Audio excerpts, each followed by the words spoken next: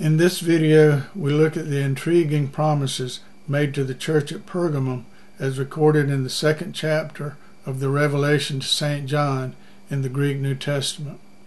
More precisely, we look at the promises made to the one who overcomes the false teachings outlined in the letter. We will also look briefly at a few examples of verbals in the perfect tense.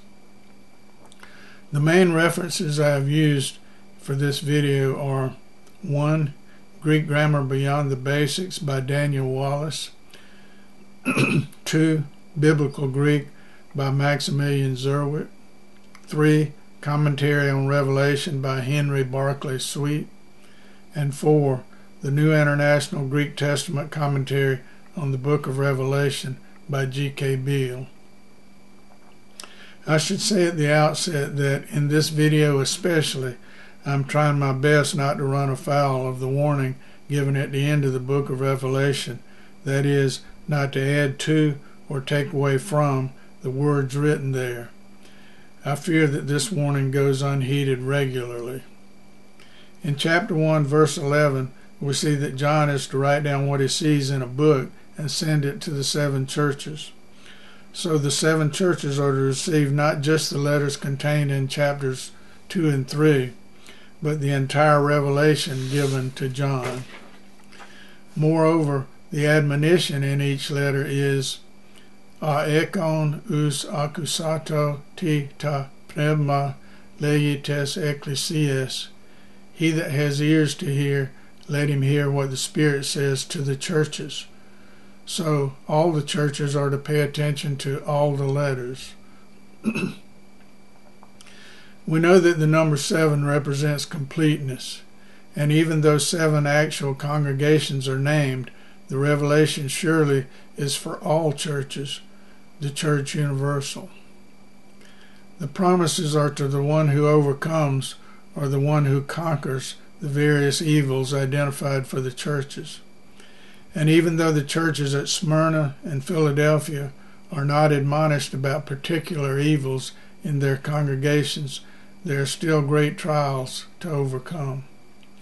Here are the promises to the overcomers at Pergamum given in verse 17 of chapter 2. Ekon us accusato ti ta pneuma leites ecclesias, ta nikonde doso αυτό tu mana tu kekrimenu ke doso αυτό ψήφων levkim ke epitin ψήφων όνομα kanon gegramenon a udis ethan e me a lamvanon. He who has an ear, let him hear what the Spirit says to the churches. To the one who overcomes, to him I will give some of the hidden manna, and I will give him a white stone, and a new name written on the stone, which no one knows but he who receives it. The word some in the English translation has been italicized. This was done by the New American Standard Bible translators to indicate words that are not in the original Greek, but implied by it. In technical terms, the Greek tu mana was judged to be a partitive genitive, so would be translated some of the manna. The participle kekrimenu, meaning hidden, is in the Greek perfect tense. The perfect tense is one of the most misunderstood tenses in biblical Greek. In general, a verbal in the perfect tense indicates a past action or state that has results continuing into the present. The focus of the perfect is not the past action or state as such, but the present situation, that is, present from the author's point of view, the present situation resulting from past action. Whether or not the results will continue into the future is determined by the context. Let me take a little sip of water.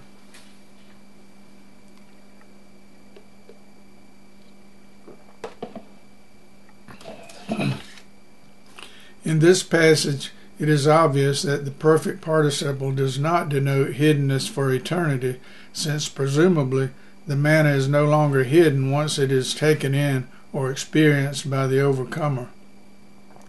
On the other hand, the participle gegramenon, meaning written, also in the perfect tense, is intended to portray a permanent, ongoing situation. For a fuller discussion of the perfect tense, see Zerwick's Biblical Greek, pages 96 to 98, and Wallace's Greek Grammar Beyond the Basics, pages 572 to 582. These were cited at the beginning of this video. In the 6th chapter of the Gospel of John, some of the people asked Jesus what sign he could give them so that they might believe in him. As an example, they recounted how their fathers had been provided manna in the wilderness from heaven after the exodus from Egypt. Then Jesus explained to them that he himself was the bread of life. So it's clear from Jesus' answer that the provision of manna in the wilderness was a foreshadowing of the coming Messiah, the true bread of life. But evidently, based on Revelation 2:17, there is yet more to be revealed and understood regarding this manna from heaven. There is hidden manna for the one who overcomes. We are reminded of Paul's Old Testament quotation found in the 2nd chapter of 1 Corinthians. What no eye has seen, nor ear heard, nor the heart of man imagined, what God has prepared for those who love him. And later, in the 13th chapter of 1 Corinthians, for now we see through a glass darkly.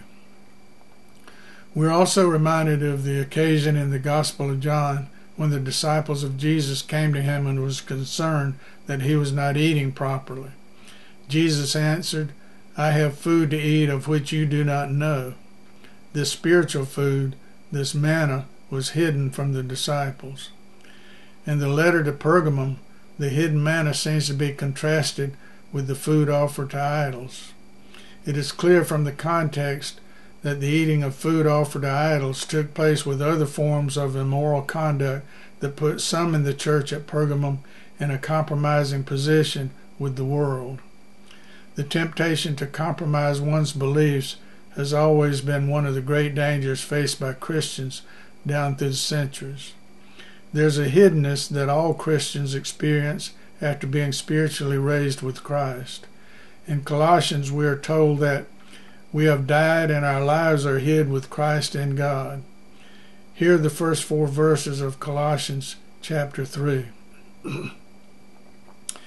Iun sini yerthite ta Christo, ta ono zitite, u ar Christos estin and dexia tu theou kathimenos, ta ano phronite, mita epitis iis, apethanate gar, ke isai imon kekrypte, sin ta Christo, endo theo. Atan a Christos phanerothi, isai imon, tate ke imis sin afto, phanerothisis the endaxi. If then you have been raised with Christ, seek the things that are above, where Christ is, seated at the right hand of God. Set your minds on things that are above, not on things that are on earth. For you have died, and your life is hidden with Christ in God. When Christ, who is your life, appears, then you will also appear with him in glory. The verb kekrypte, meaning hid, is in the perfect tense, that from the context indicates we have an ongoing hidden relationship with Christ. There we find spiritual refuge and sustenance. This passage states that Christ is our life. That is, he sustains us with manna that the outward world cannot see or understand. Even though we are now hid with Christ, the true bread, the true manna, there's more to come. Paul tells us in the 12th chapter of 2 Corinthians of a man, perhaps meaning himself, who was caught up into paradise and heard things which man may not utter. Perhaps he was given a foretaste of the hidden manna. The white stone with the inscribed name also has a hidden aspect to it. No one knows that name except the one who receives it. By the way, the overcomers in the Philadelphian church also are promised a new name though it is described in very different terms than the one discussed here. There are numerous biblical examples where new names were given. These generally marked a new beginning and a new relationship. Abraham and Israel are two names that come quickly to mind. Abraham being the new name for Abram, and Israel being the new name for Jacob. And we know that white in general stands for purity. So I would imagine that the new name inscribed on a white stone would stand for a lasting and perfect relationship between the overcomer and God. I wouldn't want to speculate further on the precise nature of this new relationship. While I am on the subject of hiddenness, I want to just quickly mention the classic book, The Cost of Discipleship by Dietrich Bonhoeffer. There, in the section titled The Sermon on the Mount, he writes elegantly about the hidden character of the Christian life. In particular, he discusses the hidden righteousness, the hiddenness of prayer, and the hiddenness of the devout life. You will have observed that we have not mentioned the consequence that will befall some in the church at Pergamum if they don't repent from the evils they are involved in. The reason, of course, that we made no mention of the consequence is that this video focuses only on the promises to the overcomers. However, I wouldn't want to close this video without urging that we all take great care to reflect on the various warnings contained not only in the letter to the church at Pergamum, but to all the warnings contained in the letters to the other churches. The letters to the 7 churches contain promises to the one who overcomes. But how does anyone overcome except by submitting to the one who has overcome, namely Jesus? 1 John 5:5 reads, "Who is it that overcomes the world but he who believes that Jesus is the Son of God?" As always, I defer to true scholars on the interpretation of these scriptures. Thank you for watching.